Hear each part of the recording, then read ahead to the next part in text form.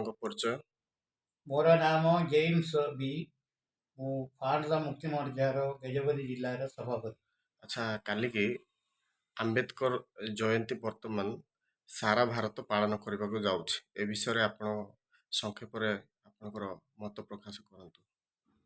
ବାବା ସାହେବ ଆମ୍ବେଦକର ଭାରତରେ ମୂଳ ନିବାସୀ ବହୁଜନ ସମାଜର ଜଣେ ମୁକ୍ତିନାଦ ପରି ବହୁଜନ ସମାଜ ମାନିଛନ୍ତି।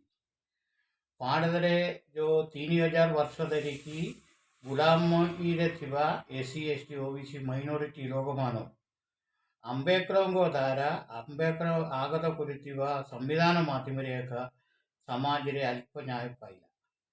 ତ ସେ କାରଣରେ ଲୋକମାନେ ଏବେ ସେ ବିଷୟ ଜାଣିଛନ୍ତି, ସଚେତନ ହେଉଛନ୍ତି। ସାରା ଭାରତରେ ଗୋଟେ ମୁକ୍ତିନାଦ ହିସାବରେ ଆମ୍ବେଦକରଙ୍କୁ ମାନିଛନ୍ତି, ଗ୍ରହଣ କରିଛନ୍ତି। ଆମ୍ବେଦକରଙ୍କ ଅନୁଗାମୀ ହେବା ପାଇଁ ସମସ୍ତ ଆଗ୍ରହ କରୁଛନ୍ତି। ଆଚ୍ଛା, କିଛି ବର୍ତ୍ତମାନ ମଧ୍ୟ ଭାରତରେ ମାଇନରିଟି ଦଳିତ କି ଏସ୍ ସି ଏସ୍ ଟି ଲୋକମାନେ ଆଜି ପର୍ଯ୍ୟନ୍ତ ବାବା ସାହେବଙ୍କୁ ଚିହ୍ନି ପାରୁନାହାନ୍ତି। ୟା ବିଷୟରେ କ'ଣ ହୋଇଥାଇପାରେ?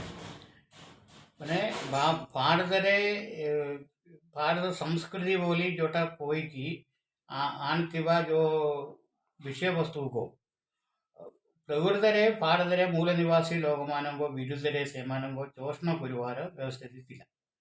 ଲେକିନ ଆମ୍ବେଦକର ଏ ଶୋଷଣରୁ ଏ ସମାଜକୁ ମୁକ୍ତ କରିବା ପାଇଁ ପରିଶ୍ରମ କରିକି ସମ୍ବିଧାନ ଆଣିଲା।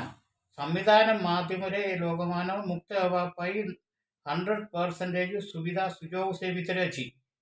ଲେକିନ ସମ୍ବିଧାନର ଯେଉଁ ସୁଯୋଗ ସୁବିଧା ଲୋକମାନଙ୍କ ନା ଦେବା ପାଇଁ ଭାରତରେ ଶାସକ ଦଳ ଯେଉଁମାନେ ଶାସନ କରିଛନ୍ତି ସେମାନେ ନିରନ୍ତର ପରିଶ୍ରମ କରିଛୁ।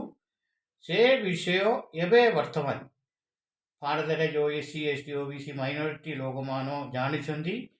ସେ କାରଣରେ ସେମାନେ ଜାଗ୍ରତ ହେଇଯାଉଛନ୍ତି। ଆମ୍ବେଦକର ଏକ ମୁକ୍ତିନାଦ ବୋଲି ସମସ୍ତେ ଏବେ କହିବାକୁ ଆରମ୍ଭ ହେଲା।